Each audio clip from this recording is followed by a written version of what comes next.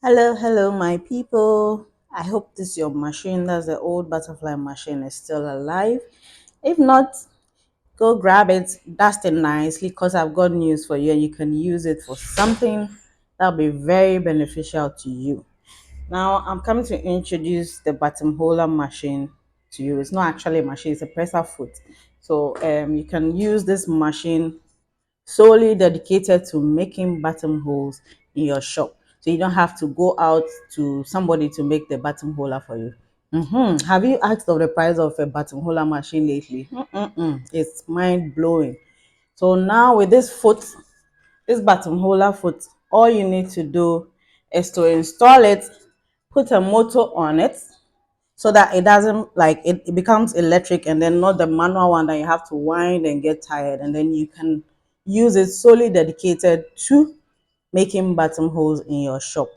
So in the box you have this needle plate, you have the screws for fixing, and then you have the buttonhole gadget itself. Now, this is not an ordinary foot that you just put on the machine and then it starts working. You have to fine tune the machine and set it well for it to work and give you a good result. So, like I always say under my post with complicated gadgets, if you don't have patience, you cannot use this gadget.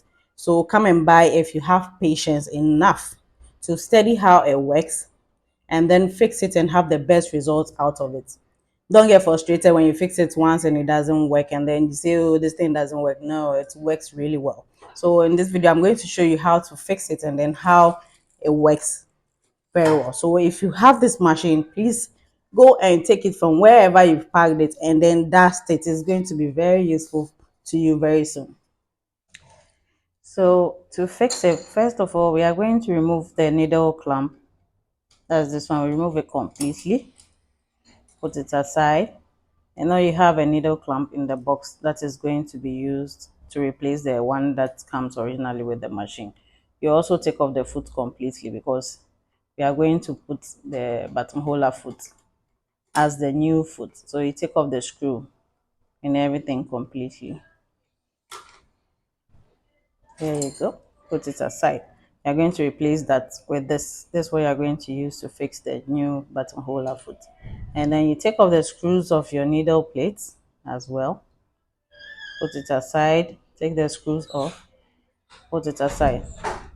Now you take the needle plate that comes with the buttonholer, and then you put it on top. You see, you align it. You put it on top of the existing one. See, I didn't remove the one under. I placed the new one on top of it. Okay, and then you screw it in place. Use the same screws that you took out from the original one. Screw it in place. So we've screwed the needle plate on top of it. Then next we are going to screw the needle clamp. That's the new one that's in the box that's supposed to replace the old one. So this is the new needle clamp. We've put it there. Now you take your buttonholer foot. You know, it has this fork-like structure over here. Now when you come to the back here, you're supposed to let this hook onto the top part. So you open it like this.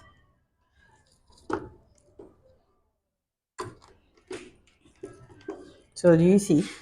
This fork-like thing goes onto the needle clamp, and then you screw your foot in place with a new screw that's given in the box.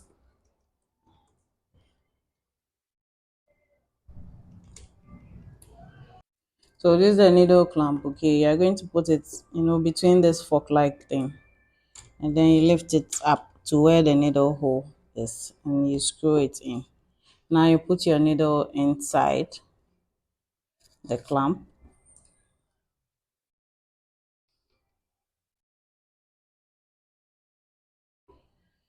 and then you tighten it.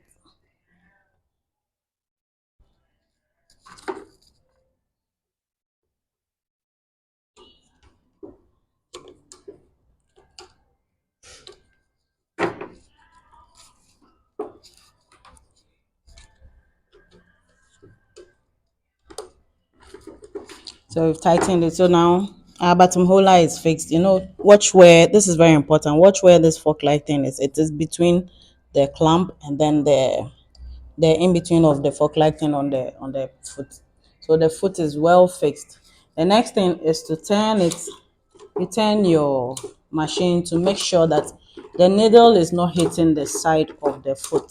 So as you can see, it's not hitting the side of the foot, and then we are ready to start sewing to see how it will turn out.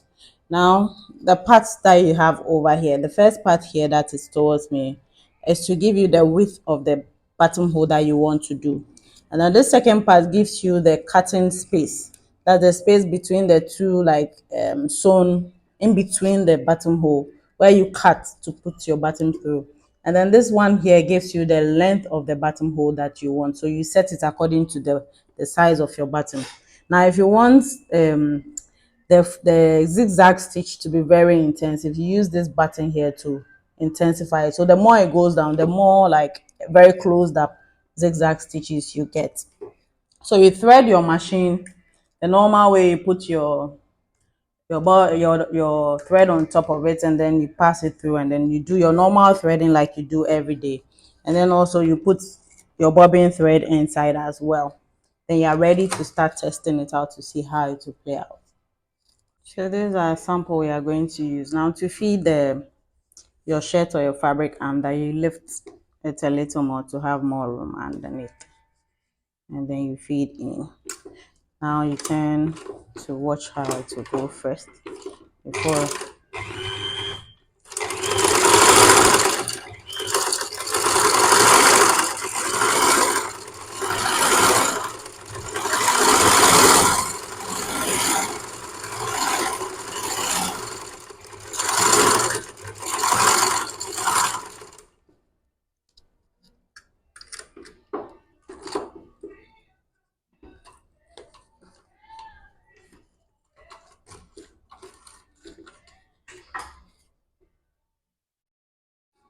So this is the first one from our trial. No, the intensity is a bit very much, so I'm going to reduce it again, and then we try it with another intensity. Now, like I mentioned, if you want the intensity to be less, you reduce it here or you press it down some more to have a more intense zigzag.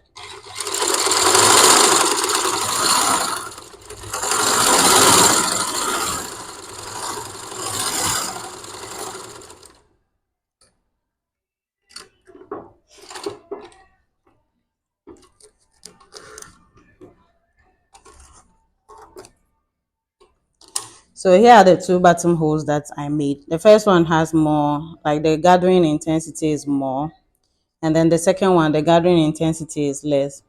Now the width of the cutting over here, you can set it yourself to how you want it with this button. And even the width of the zigzag here, you can set it with this one. If you want to go over it twice, you're allowed to do that with the whilst you are stitching. You just allow the stitch to go over twice. And like you saw, it's automatic. Once it stitches this side, it comes this way and then finishes up for you. So you have to stop where you are okay. Or if you want to double stitch, you still go around it to have the thickness that you want. The back is as neat as you can see. You just have to cut your threads, and your buttonhole is as good as the one you go out to do. So this buttonhole foot can also be used for bar tacking as well. Now you'll be wondering, what is a bar tacking? When you buy a trouser, that very intense zigzag that you have around the pocket areas and then where the belt loop is, that is a bar tack.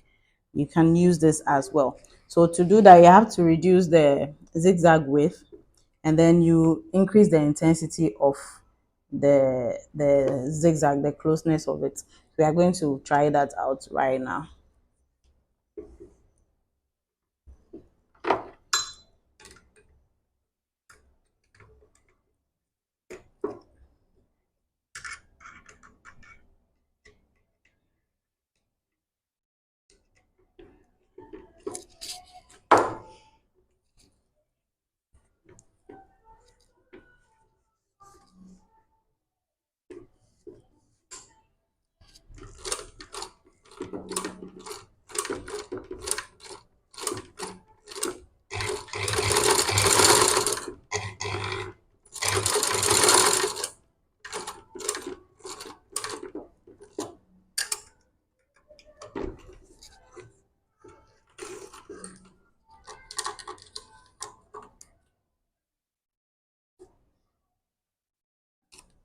So there you have it. So simply as that, your bar tack is done. You have your bottom hole, and then a bar tack, just like you see on your already made trousers.